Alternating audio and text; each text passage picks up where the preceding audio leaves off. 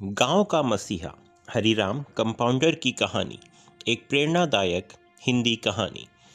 उत्तर प्रदेश के एक छोटे से गांव अजीज नगर में हरिराम नाम का एक सीधा सादा युवक रहता था। बचपन से ही उसकी आंखों में बड़े सपने थे, लेकिन हालात छोटे थे। 10वीं के बाद पढ़ाई छोड़नी पड़ी क्योंकि पिता बीमार रहने लगे थे और घर खेत संभालने की जिम्मेदारी उसके कंधों पर आ गई। एक दिन गांव के मुखिया ने बताया कि दिल्ली में एक डॉक्टर को सहायक की जरूरत है। हरिराम के लिए यह किसी मौके से कम नहीं था। वह तुरंत तैयार हो गया और कुछ ही दिनों में वह दिल्ली के एक निजी क्लिनिक में काम करने लगा, जहां डॉक्टर वर्मा मरीजों का इलाज करते थे। शुरुआत में हरिराम का काम सिर्फ मरीजों की फाइलें संभालना, दवाइयां देना और थर्मामीटर लगाना था, लेकिन उसका मन हर चीज गहराई से समझने में लगता था। कौन सी दवा किस बीमारी में दी जाती है, कब कौन सी इंजेक्शन लगती है और प्राथमिक उपचार कैसे दिया जाता है, वह सब कुछ ध्यान से सीखने लगा। धीरे धीरे वह डॉक्टर वर्मा का सबसे भरोसेमंद सहायक बन गया। डॉक्टर अक्सर मुस्कुराते हुए कहते, हरिराम, तुम्हें तो मेडिकल की किताबें पढ़नी चाहिए थी। वो हर बार झिझकते हुए जवाब देता, डॉक्टर साहब, आपकी क्लिनिक ही मेरी मेडिकल कॉलेज है। डॉक्टर हंसकर कहते, और तुम मेरी सबसे तेज क्लास के छात्र। वास्तव में हरिराम रोज घर लौटकर एक पुरानी डायरी में दवाओं के नाम, लक्षणों और इलाज के तरीके लिखता था।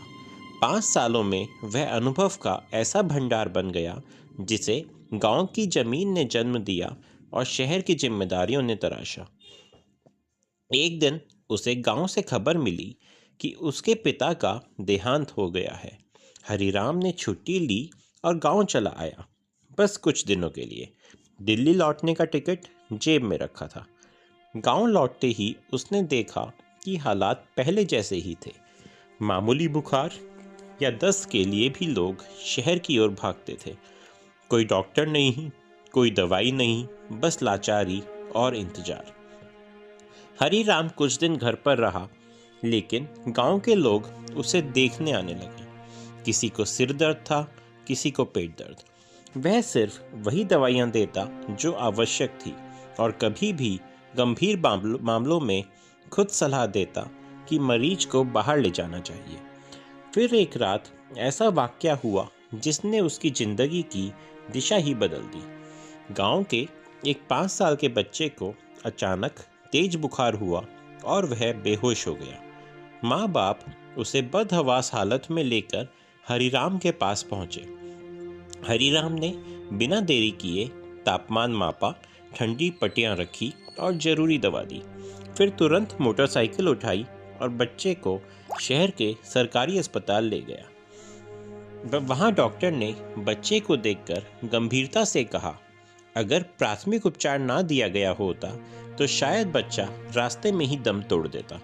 यह सुनकर हरिराम कुछ देर चुप रहा, फिर नम आंखों से बोला, मैंने बस वो किया जो सीख रहा था, बाकी भगवान की मर्जी थी।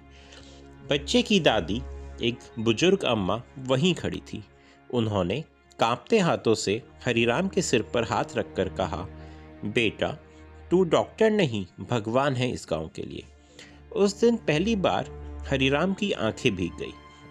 उसे समझ आ गया कि जहां असली ज़रूरत है वहां उसकी मौजूदगी सबसे ज़्यादा मायने रखती है।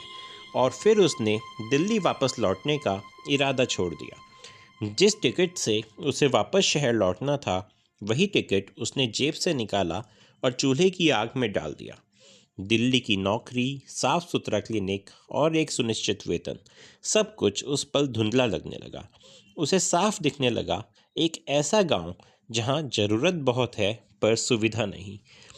कुछ दिन बाद जब किसी ने पूछा कि वापस नहीं जाना, हरिराम ने मुस्कुराकर कहा, दिल्ली में नाम कमाया पर यहाँ ज़रूरत ज़्यादा है।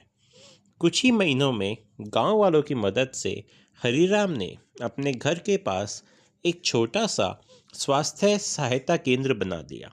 लकड़ी की मेज, एक दवाई की अलमारी, टेबल पर रखा एक पुराना स्टेथोस्कोप और दीवार पर टंगी दिवंगत पिता की हार लगी हुई तस्वीर, यही उसकी नई दुनिया थी। लेकिन इस छोटी सी जगह में लोगों की बड़ी उम्मीदें थी। अब बुखार, खांसी, सिर दर्द, चोट या बुजुर्गों की ब्लड प्रेशर की जांच, सब कुछ वहीं हो जाता। हरीराम आज भी हर किसी से एक ही बात कहता, मैं डॉक्टर नहीं हूँ, लेकिन जो सीखा है वो गांव के लिए है। कहानी की सीख, हर काम डिग्री से नहीं, नियत और अनुभव से होता है।